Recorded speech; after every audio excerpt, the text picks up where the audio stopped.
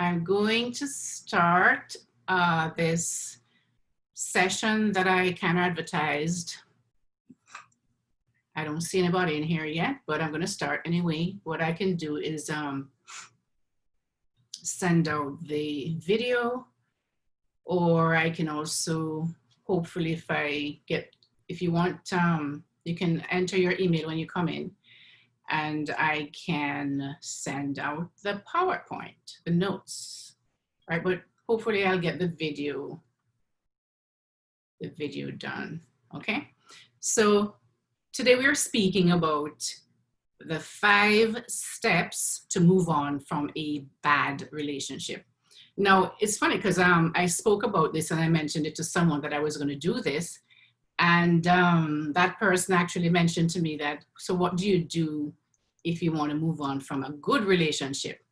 Well, I won't be addressing that in this video. I'll be speaking about a relationship that is just not working for you. And whether it is a person that you're dating or you're married to or you're in partnership with that moved on, or whether it is you that found it necessary to move on, we have to, there are certain steps that you just need to take to move on from a relationship. Because when you've lost a relationship, no matter who the party is that was at fault, or usually it is kind of like a both, but it depends on the extent of maybe one person was more at fault or just did not want to participate in the relationship. So, that other person who is just not satisfied in that relationship or is just very unhappy just needs to move on. But whatever the cause is, and you have to move on, it does not really matter. There's always some kind of a pain. There's a pain. There's pain that's involved. There's hurt. There is disappointment, because you went into this relationship thinking that it is something that was going to last. Nobody goes into a relationship thinking that it's going to fail, at least not sane people, right? So what I'm going to speak about today is 5 steps that you can use to move on from a relationship after it's ended, right? Now, the first thing you need to do, guys, I'm going to kind of say the 5 things. That way you have to accept the reality that this relationship is over. A lot of people, what I find is that when they're finished, a relationship is done, they just can't seem to forget to come to terms with the fact that this relationship is over. So the first thing is acceptance. You have to accept that this relationship is over. That person has moved on, and no matter how many times you try to resuscitate the dead relationship, it's just like you're prolonging the pain and the hurt and everything else. All right. The next thing is the second thing you have to do is to find closure, and the closure is going to come from within you guys. A lot of people think that somebody else is going to help them to find closure. It does not work that way. The third thing is that you'll eventually have to just let it go. Let it go. Let that person go. Let the relationship go. It does not mean that you're going to forget it, but you're going to resolve in your mind that this relationship has ended. It's done, and now the next thing you have to do is to let it go. A lot of times you need to forgive. Now, a lot of people say, oh, how can you expect me to forgive all the things that this person did to me in this relationship? The way I suffered, the way they were just they didn't even care how I felt, right? What you need to realize is that sometimes people are not going to apologize, or they don't feel that they've done anything wrong. So you have to learn to forgive without getting an apology, right? You have to let it go, because you cannot let it go and you cannot move on before you forgive that person. And forgiveness does not mean that the person is going to say they're sorry. Forgiveness does not mean that you're going to say it, you're taking all the blame, or that you forgive that person and that means you forget. You don't forget. You use that experience as something to learn from and move forward. And the last thing is that you have to come to terms with learning to begin again. think of it as a new beginning. All right, so I'm going to go a little bit more into detail now with these steps, because it's important that we have to go through these steps, guys, to heal and to move on from a relationship. We have to go through these steps. So what are some of the reasons that we think that we need to move on? Well, if we don't move on, we can remain stuck in a cycle of negativity. We remain stuck in this cycle of negativity that we're always complaining to anyone who will listen, how terrible this person treated us, how horrible we felt, the pain that we suffered, and all of that, right? So, every time you regurgitate all that negativity, it just makes you feel worse and worse and worse, right? So you need to be able to move on, because otherwise you just sit in that negativity for the rest of your life, and you become bitter and nasty and angry and miserable, right? Nobody wants to live their life like that. So that's one of the first reasons. Also, staying stuck can destroy your sense of self or self-confidence, because you're thinking, oh my God, your self-image can be totally destroyed when you're stuck in that place of negativity, because basically you're cementing the beliefs, those negative beliefs that you've thought throughout your relationship, and now either this woman or this man has left you, or whatever it might be, or you just had to leave because it was so toxic and you just felt like you needed to go. You just finally got the confidence to move out of there or whatever, or leave that relationship. You're going to, if you stay stuck thinking about all that negativity, you're going to now start feeling as if, maybe I didn't do this good enough. Maybe I wasn't good at, I didn't make him happy or her happy. Maybe it was this or that. And so what that does over a period of time is really to just diminish your self-image and your self-confidence. You start feeling as if you're not enough, right? So that's another reason you don't want to stay stuck in a in a relationship. And also after it's finished, that you don't want to stay stuck in that place of negativity. You become bitter and angry, guys. And bitterness is not good for your health. We've heard that stress and those kind of feelings, those negative feelings, can actually cause problems in your health. A lot of the times when people are sick, it's because of some emotional stuff that they're going through, especially if it's over a long period of time. And so if you're going to stay in that kind of place, it's going to affect your mental and emotional health, and even your physical health. Because after your mental and emotional health, you don't now feel like you want to go exercise and take care of yourself.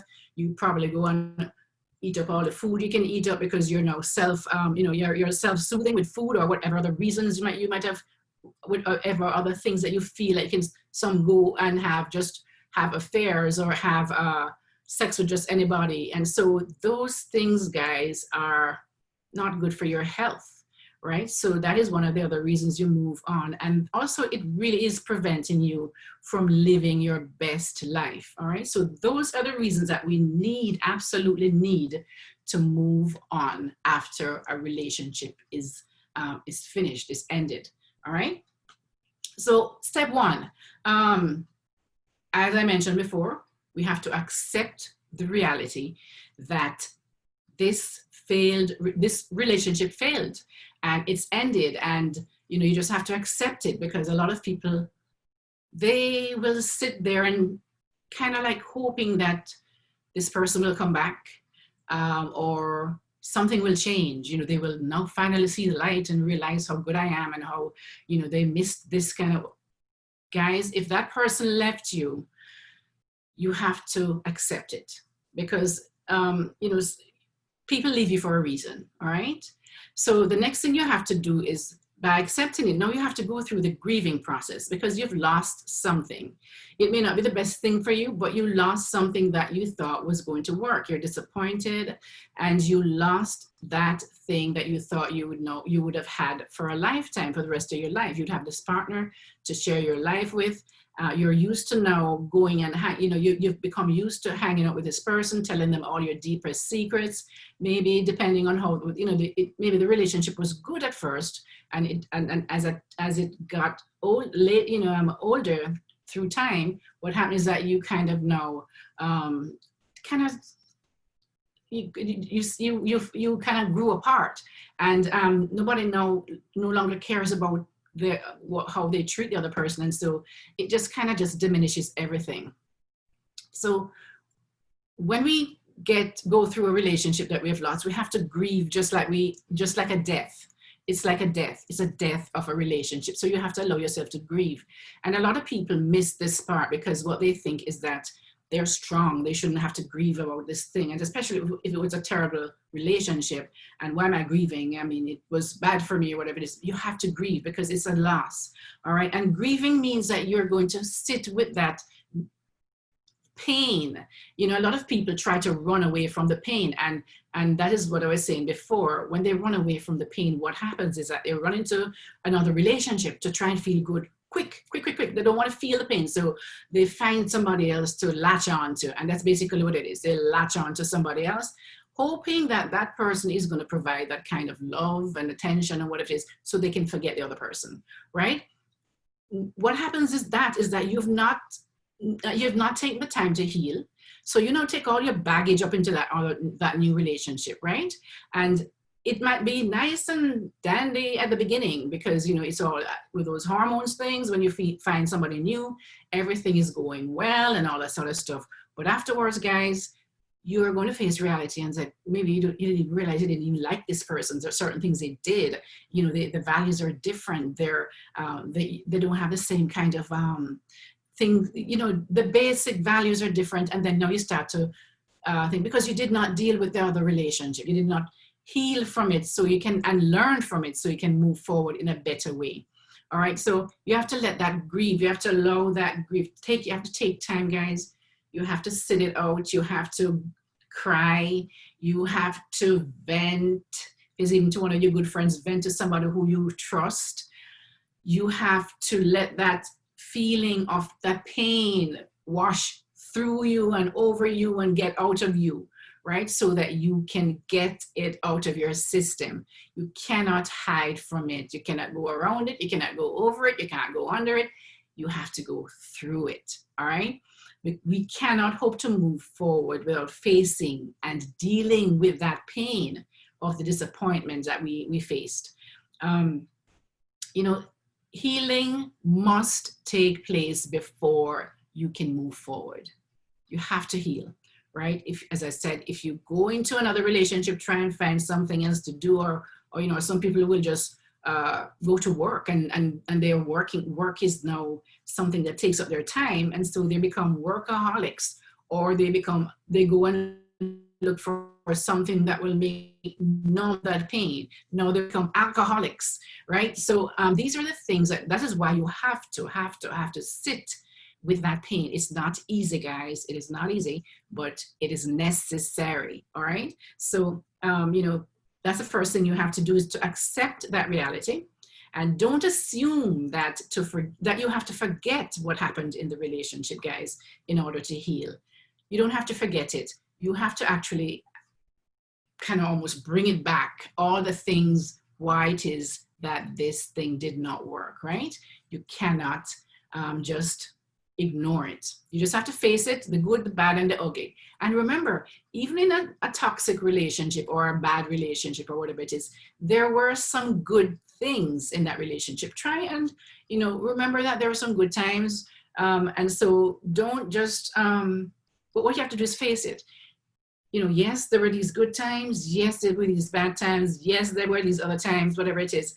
You have to come to terms with all of that before you can heal. All right. The next thing is that realize, guys, before you can move on, realize that the worst has already happened. And, you know, once you reach rock bottom, basically, there's only one way to go, right? And that's up, right? So just realize that, so that you know that, you know, I've reached rock bottom. There's only one way to go, and that's up, okay? The next thing you need to do is to find closure. And closure can only come from within, because a lot of people will go out looking to find closure by asking the same person who hurt them, what did I do wrong? What did I do that? Blah, blah, blah, blah, blah, blah. And they're stalking them, and they're feeling that that person is going to be the person who will give them closure. But that does not work that way. Most of the times when people leave, they're gone. They don't care really much about what you're feeling, right? Or whatever it is most of the time. So you will not, and it will always go back to what happened in the relationship anyway. They're not going to have any new ideas about why the relationship. They're going to tell you whatever it is that they feel. And so you may never find closure with somebody else. More than likely, you will never find closure with the person who hurt you. So you have to go within. You have to go within, right? And so you have to realize that this relationship was not your entire life. You know, the sad thing is though that a lot of times when we go into relationships, we make that relationship our entire lives. And that is such a big mistake that you should never make again if you've made it before, all right? Because when you distance from other people that love you, and a lot of people in relationships will actually basically try to distance you from those that you love, or those that are your friends, your family members, your children, because they want to have you to themselves so they can do whatever they want with you and know you have nobody to fall back on. So you have to be careful when you're in a relationship and somebody is trying to distance you from, they don't want to get involved with your friends and your family, they're distancing you from them. That's a big red flag in the first place. But if this happened to you and you realize that, you know, I was so stupid, I distanced myself because I was just focusing on this man, this woman, this whatever it is, right? And so now you've lost your support. So now, guys, what you have to do is realize that you can go back again, and those people who truly care for you, apologize to them and really just rebuild, all right? Learn to view what has happened from a purely objective stance, guys. Don't get into that emotional thing. Don't get into that emotional thing, because that will always just tear you down. And an emotional, you know, because we will lose a relationship and there were some horrible things that happened in there, or that you were not. Hey, Paulette, can you hear me? Hey, Paulette, I see. I think you're trying to connect to audio. It's down on the left bottom side, yeah. So a little microphone to the left bottom. So basically we have to, as I was saying, I was in step 2. After you accept. Hey, can you hear me? Hey, you're driving. Hi, sweetie. Oh, Miami Lakes. Hi, who is this coming in from Miami Lakes? Hello, who is in Miami Lakes? Hi. Hi, Christine. Hey, is this Diana? Yeah. Diana? Yeah, I thought it was at 7. No, it's at 6. Oh, so I actually said, what? I was at the store in wrong. 5 minutes, run to the car. Let me see. Can I see more people? Let me see. So what I'm going to do, right? Hey, you driving too? But driving. I'm in the car. I run to the car to get. So what I'm going to do, right? I recorded this video. So what I'll do is I'll put it on my website, and I'll also try and forward it to you guys. I hope it is recording properly. I don't, you never know with these things. But I started at 6. So what I did was the first 2 things I've gone through so far is accept the reality that the relationship has failed. That's the first thing, right? And I gave some ideas of that, how to do that. And the second thing is to find closure from within. Because as I mentioned earlier, we have the tendency to try to find closure from the person who hurt us, right? We want to know, what did we do? Why did you do that? Why, so you're asking all these things, and they're not going to give you the real reason of what is, what it is. And you have to do it from inside. You have to come to terms with the fact that I have to close it off here in my heart. They can't do that for me. Nobody outside of you can do that, right? So you just have to realize that the relationship was just one aspect of your life, right? And I was saying that a lot of us, when we get into relationships, what we do is we kind of just we forget all about all of our other relationships, or family or friends. You know, we isolate everybody else. We leave them out, and then we're just focused on that person that we are in a relationship with. We do that. And so what I'm saying is that at least try and reconnect with the people that still love you and will still be there for you. That will help you to move into another stage of your life. All right. Learn to view what has happened from a purely objective. This is where I was when you guys came in, from an objective and not an emotional stance. Because when we start getting to how we feel, right? How we feel, it's never going to help us. We have to really think of what the facts are. What are the facts, right? What are the facts? What really happened? What caused this? You know, you have to think of it logically, all right? Not from your head. Not from your heart, sorry. From your head, not from your heart. The other thing is I find a lot of people get into trouble with is trying to maintain a presence in the lives of the person who left them, right? So what they do is they will text and they every now and again say, oh, hi, how are you doing? How is everything going? Or they might even ask that directly. They may say, they may know they like certain things and they'll send them a text with that information. Oh, I just saw this, thought you know, they're feeling that they're not keeping that connection, but that's what they're doing. You know what I'm saying? So you have to be careful that you stop and cut that off. Otherwise, what is going to happen is that it's going to prolong the pain of having that relationship still there, and that you still have some kind of a hope that somehow it will get better. You know, they will come back and finally realize what a wonderful person you were, right? So you're prolonging that pain. Anytime you keep, you know, that kind of connection, whether it be on social media, whether it be by with their friends, that's another way that people do that. They will hang out with the person's friends, hoping that the friends will kind of say something about him, and then they say something and it will go back to them, you know, that kind of thing. So just try to cut off that thing. When that is done, just for you to heal, before you can heal, you have to cut it off. All right. And you have to find that closure from within. Step 3 is to let it go. Just let it go. Right. I know it sounds simplistic, but I'm going to give you some steps.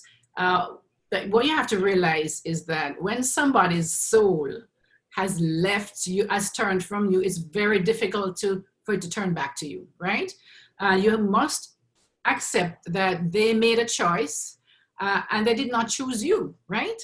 You have to, these are the tough, realistic things that we have to come to terms with. They made a choice and they did not choose you, right? And so holding on to what you thought you had will only basically perpetuate that pain. And so you have to ask yourself some really difficult questions. Right? If that person loved you so much, why did they leave? They left because they did not choose you, right? If they wanted you, they would choose you. You understand what I'm saying? So, right? So some of the questions, what you can do is to help to kind of manage this in your mind is write down on a piece of paper some of the pros. And I think, Paula, you say you did that sometimes, right? The pros and the cons. You mentioned that to me once. Paula? You can hear me? Okay. But writing down the pros and the cons is good because then you see it on paper. What are the pros and the cons that was in that relationship, right? Yeah, absolutely. Yeah, I've done that. Yeah. No matter what the relationship is, there were always some good things, right? Always some good things. You know, maybe the person was very attentive, or maybe the person was somebody who will give you anything you wanted, but they treated you like shit. You know what I'm saying? Mm-hmm. They treated you like crap, or they weren't there for you when you really needed them, or they may abuse you physically or mentally or emotionally. So you have to write down all of these things that happen, the pros in that relationship. So you can have as I said, the more logical, and don't use the emotional part of you to try and figure out, because you're always just going to remember the good things, right? We have that tendency to always remember the good things and just negate the bad things. And then we start blaming ourselves, that is our fault that this happened because, whatever and ever, right? So So you write down Can I ask a question? yeah.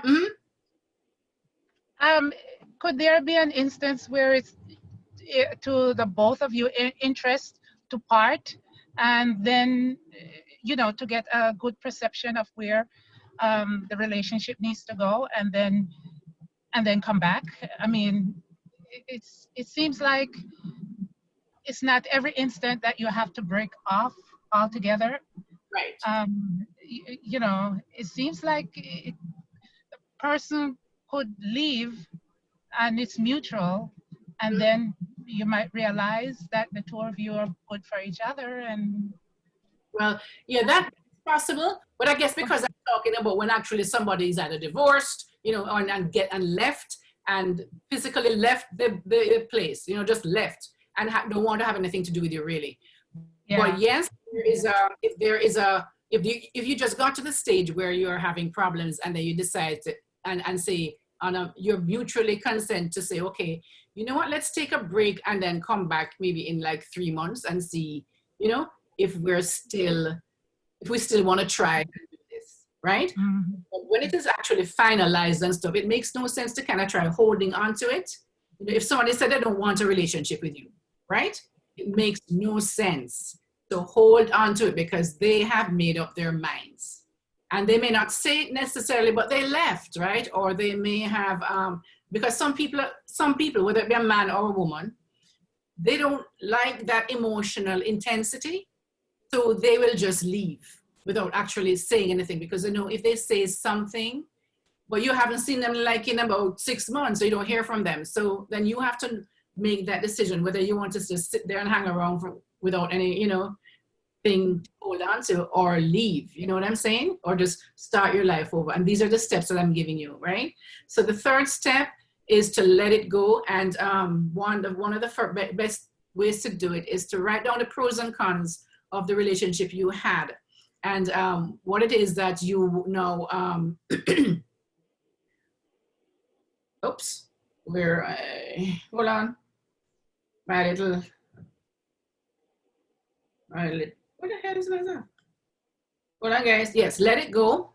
So do not, and what happens is that when we try to hold on to these things, we start to question our self-worth because we're thinking we're so stupid and weak that we cannot get past this person. You know what I'm saying? We start to question our self-worth and blame ourselves. And the longer we stay in that place of negativity and self-blame, the worse it is for our self-image, because they're gone, right? And so you're left here believing that everything is your fault, right? When you can't get past that. So you have to come to terms to let that thing go, right? You have to let it go. What you have to realize is that you cannot control what people do. Anybody else, the only person you can control is you. You cannot control what anybody else does. If you take away one thing from this session, I want you to remember that you cannot control what others do. You can only control what you do. And the best thing, you should always be looking out for yourself, because if you allow people to manipulate you and do whatever it is that they want to do whenever they want to do it to you or with you, then you are just there like a rug, and people will walk over you as many times as you allow them to do it. They will walk over you as they will do it gladly. All right. So you have to decide for yourself. And this is when you're going to take your power back by saying, no, that is enough. I did that. I learned from my lesson, and I'm going to move on because there's so much more and so much better out there for me. Right.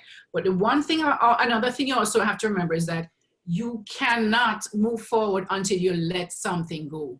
Imagine that you have, if somebody throw your ball, right? And you catch it in your hand like that, all right? Throw your ball, you catch it in your hand, and another ball is coming, right?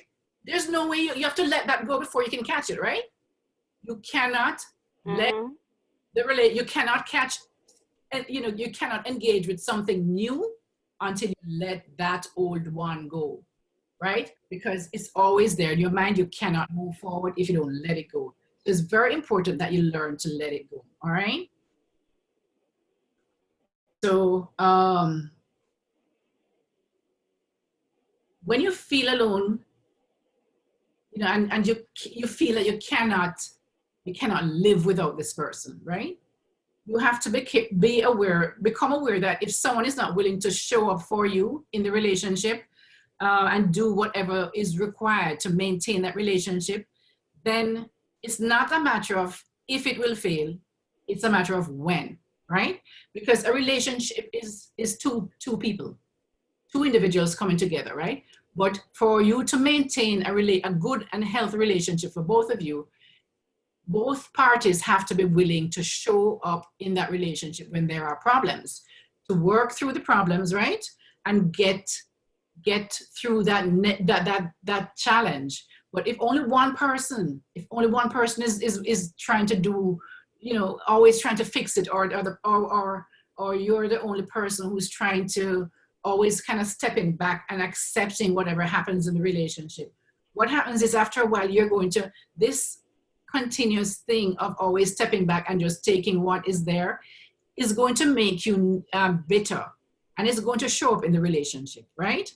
Because you're the only one always sacrificing things. They can go and do whatever they want, or they can say anything to you they want, and you will just sit there and apologize just for the peace of the relationship, to keep the peace. But then what happens is that after a while, that relationship is going to be fragmented, because you are going to, you know, we as humans, after a while, when you get so much thrown at you, that bitterness is there, and you're not getting it out because you're keeping the peace. You're not saying to him, you know, this is what I feel, or saying anything, and he or she will probably not listen to you, right? So you stuff that thing inside, and you just get more angry and bitter, and over a period of time, you start looking so damn miserable and being so miserable. Now you start taking out all of that stuff on your family, your friends, and everybody else. You understand what I'm saying? So when you feel alone, that you can't live without an individual, you have to remember these things that happened in the relationship, and not try to gloss over everything and just look at the good things that happen. That's why I say to write down the things that happen, so you can know and see it for what it is on paper. Because sometimes when we have it in our head, we just can't grasp it, you know, in a literal way. So we have to write it down. Let's see. And the thing about it, the next thing you have to do, guys, is question your thoughts. To let it go, you have to question your thoughts. And what you have to realize is, a lot of times when we're thinking certain things, say for example, we're thinking, you know, that person, he wasn't so bad, she wasn't so bad, you know, maybe if I stick around, right? She wasn't so bad, or he wasn't so bad. After you wrote down those things, you can now answer the question. Were those things true? Are these things those thoughts that come to me, are they true, right? Are they true? Because not every thought you think is true, right? If you think about it, not every thought you think is true. You might think that if you, let's see, say you think that if you go out at night, you're going to get raped, right? But that's not necessarily true, right? It's not always true. It's a belief, it's a thought. It can happen, but it's not necessarily true, right? So you have to be able to say, you know, are my thoughts, is this thought that I'm thinking, for example, will he or she be the person that I can depend on, right? If you start thinking that thought, what was the reality in the relationship? You might think that, you know, yes, they can do it because you just want it to work. So you're going to make it, you know, you're going to always come with the positive thing. Yes, it will, you know, it can work. What was it actually like in the relationship? Was that person somebody that you could depend on, you know? Was that somebody you could count on when you had problems? Was that somebody who made you feel good about yourself? And so, you know, the thoughts that come to you, you have to question them and ask if this thought is true, or if the thought is not true, okay? Because a lot of times the thoughts that we have are not necessarily true, and we have to be able to decide and, you know, see if they're true before we actually latch on to them and say, yes, it's true. So, because we just think of it in our heads because we want to remember the best of the person. All right. So one of the other things we need to do as well, the fourth thing we need to do is to forgive. If we do not forgive the person, what happens is that we will always have them in our heads, right? Because we hate these people so much, or we dislike them so much that we are blaming them for everything. And their forgiveness, when you forgive, it's like somebody lives in your head all the time, because it's like when you hate somebody and they just, every time you see them, you just have this negative feeling, right? When you don't forgive someone, they're always playing, they're always playing in your head. They're like a constant reminder, all the things they did, because that's always playing in your head. All the things they did to hurt you, all the things they said, all the opportunities you missed, it's always playing in your head. So what you have to do is forgive them. And forgiveness does not mean that you forget. Forgiveness means that you let them go. You let them go. You say, I did my best. I forgive you and I release you. And one thing you can do when you do that is, I have a little ceremony that I think it works really well. What you do is write down the person's name. When you're going to have this little ceremony of forgiveness, write down the person's name, the way that they hurt you, right? All the things that they did, write it down. Sit with that in a room, quiet by yourself. Don't just do it when everybody's around. Do it because you have to do it like, almost like you have to focus on what you're doing. And you might cry when you're writing these things down. And that's good because it's a release, right? Write it down, write the person's name, right? They made me feel this, they did that, whatever it might be. And then you're going to say to yourself, I forgive and release you. We're going to have a little fire. Don't go about to burn down the house or anything, but you're going to have the wedding house. Maybe a little, like go outside on your back patio or something, put it in a pot or something, right? Put a little, whether it be you have a lighter or something, and when you finish writing down everything, you say the person's name and you say, I forgive you for this, that, and I release you to move on with your life. And you burn the paper, and if you want to cry, you cry, and you do whatever it is necessary to just get that cleansing out. So you're going to have to do this in a place that you're going to be by yourself, so you can really just focus on that, just embracing all the feelings that's going to come up with that, all right? And you just say, I release you and release you from the pain you've caused me, and I release me so I can move on with my life, all right? We have to include ourselves. We have to include ourselves, like forgive and say, I forgive you. Yes, I forgive me and I release me to move on with my life. All right? Okay. What I can do is I can set a PowerPoint, that way you have it with you and you can do that, all right? So the last stage is stage 5 and is to begin again, right? Start the process to begin your life again. So what you're going to do is look at this as an opportunity. It's a new opportunity for you to learn to begin again and do all the things that you never got to do when you were with this person. Right?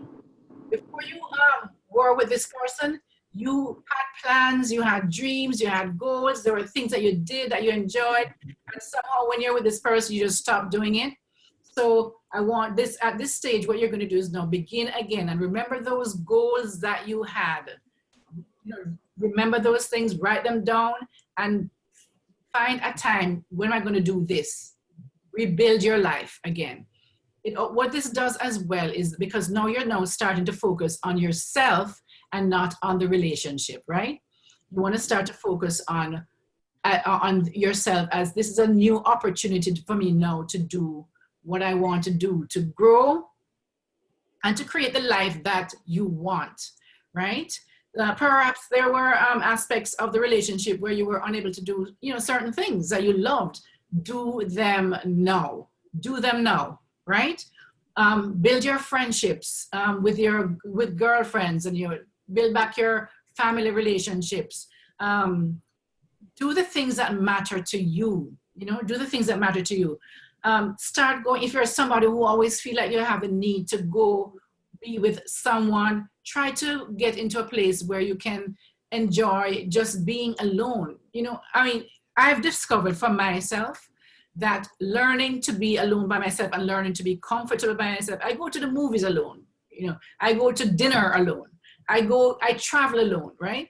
And it is the most empowering thing, because I tell you what happens, once you are comfortable being by yourself, you will never get into that position again of having to feel the need to be somebody else. Because one of the things that gets us into problems is that we have the need that we feel we need to have other people around us or be with someone, usually you know, a male or a female. And so when we don't have that person, we feel as if we don't have a life, right? Build your life and get comfortable being by yourself. When you get to that place, guys, you will never ever feel that you have to settle for just any man, because you just feel like man or woman, really. So you feel like you have to have a man or woman in your life. So do it in little things, you know, go down to the park by yourself, you know, go down to the park by yourself and sit down and watch all the people play. Go to the, you know, pool by yourself, you know, because a lot of times, a lot of people, you have to have people. If you go to a movie by yourself, you know, so do small increments. And then, you know, you and just enjoy, be and in the moment, and just learn to love who you are. And once you can do that, guys, I believe me, you will find yourself so empowered that you don't feel that need to have somebody just to have somebody in your life. Because whenever we feel that need, we run into different problems, because we just pick up whoever comes by. You know what I'm saying? We get into the same mess that we're running away from, right? All right. So use this time to discover your passions and your goals you want to achieve. And, you know, do what it is that you never got to do while you were in that relationship. Just basically get busy creating the life that you want and rediscover the goals that you had before this relationship, right? So guys, that's basically it. Those are the 5 things that hopefully can help anyone who might have just, you know, lost a relationship or left a relationship or whatever it is, but they're not in that relationship, to just move forward in a way that will cause them to now come to a place, you know, of happy, you know, get back to themselves. Because a lot of times we lose ourselves in relationships. Because Right. And I remember when I was married, actually, I remember saying to myself, and I had no idea about this because I didn't do the, I hadn't yet gone to school, you know. But I remember there was a time when I felt like, I remember I was crying, and I thought, who the heck am I? It's like I lost all of who I was. Mm-hmm. My identity was that person's wife and that person and my kid's mother. That was it, right? So this is the time for you to get back to who you are, build a life for you, all the things that matter to you. It is important to spend time and do you, right? It's spend time with you. It's not selfish, guys. It is necessary. All right? Spend time doing today. You want to talk? Enlightening. I said, this was very enlightening. I'm going home to look for matches. So, light my fire.